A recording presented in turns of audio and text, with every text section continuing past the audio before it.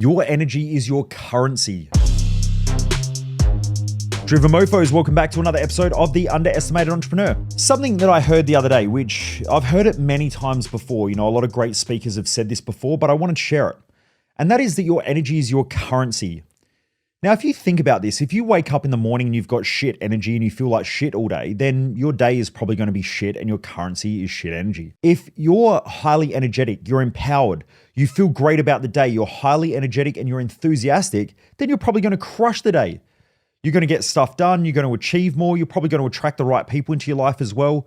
You know, I'm just cautious about using the word attract because of the whole law of attraction thing, and positive things are attracted to positive people, which I completely disagree with.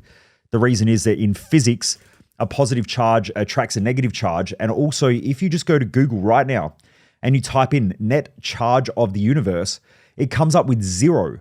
That's because everything has to neutralize itself and balance itself back out in the universe. Okay, so based on physics, based on cosmology, based on astronomy, based on all of the hard sciences, a positive has to attract a negative in order to create its most stable form. Or in chemistry, the same sort of thing happens, and there are certain bonds that happen due to trying to balance things out again. So I'm not into the whole positive people attract positive things, but what I'm sure about is that people who tend to have better energy tend to attract better things. But that also doesn't mean that they don't have some counterbalance to that as well. If you're always highly energetic and highly enthusiastic, you'll probably have low energy at some point. So you probably need better rest. You probably need better sleep.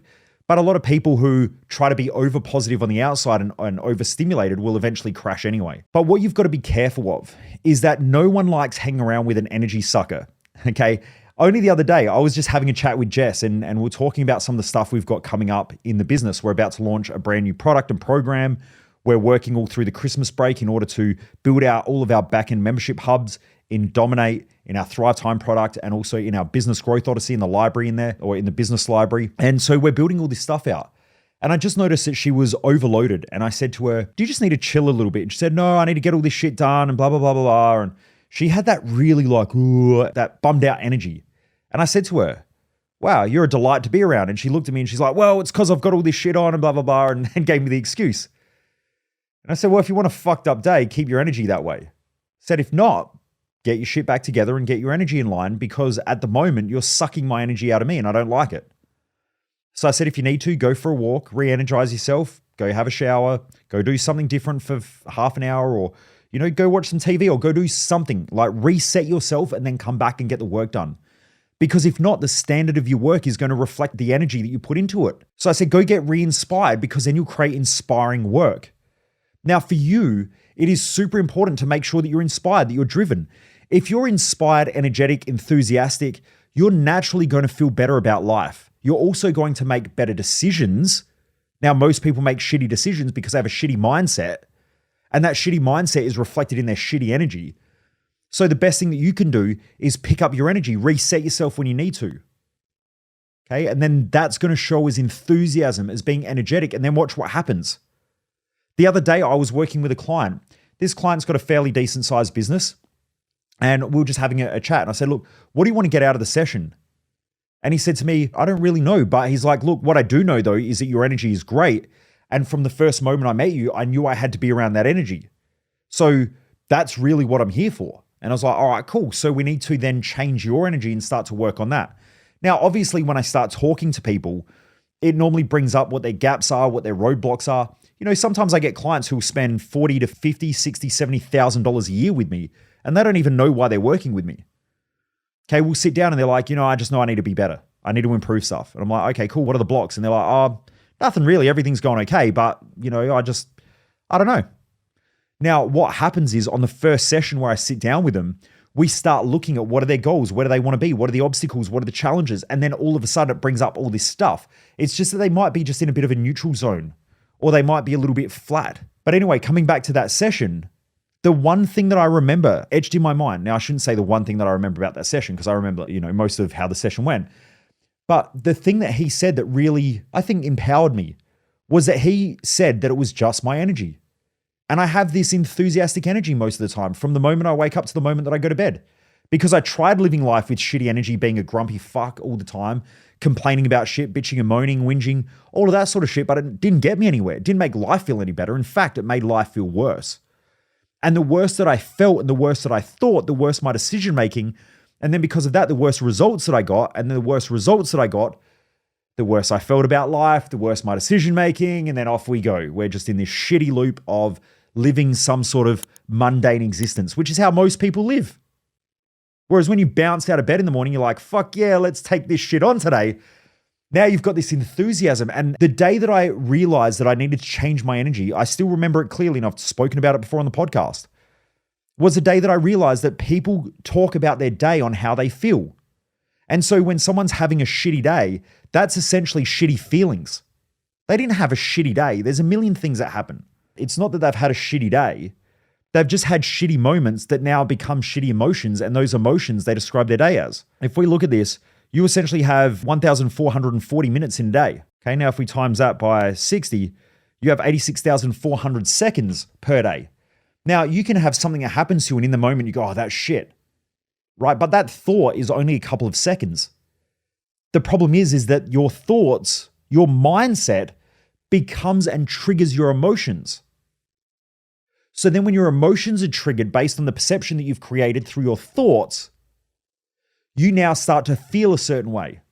When people feel a certain way, they focus on their feelings. Most people don't focus that well on their thoughts. After having worked with tens of thousands of people through my events, through one-on-one coaching, internationally, in Australia, most people, to be honest, have no fucking idea what they think about. They'll say, oh yeah, I know what I think, but the truth is that they don't. Because if they did, they would be able to better analyze their thoughts. And if they were better able to analyze their thoughts, they would get better results in life. Because our thoughts trigger our emotions then trigger our behaviors. And our behaviors reinforce our thinking. And our thinking reinforces our emotions. And most people are addicted to the way they feel emotionally. So people who love drama just keep creating drama. People who are angry seem to always be angry and get themselves into situations where they're fucking angry all the time. So this is how most people operate. People who are just like, oh, life's hard, life's tough. They just keep finding reasons to make that true. It's called a confirmation bias. So my point is the day I realized that my day was described by how I felt was the day I realized that I had to change my energy. Unless I have that enthusiasm and that energy, then nothing changes. And ever since then, things start to work better for me, because even during the shit times or shit days where things go wrong, I still have the enthusiasm and the energy to make better decisions, to change stuff, and things change faster, which is probably why in the last 12, 24 months, we're getting way better results, way better clientele. We're just getting, everything seems to be better and working better. Well, I guarantee it's because I'm thinking better. I think differently. And I don't let my emotions drive how I feel about my day.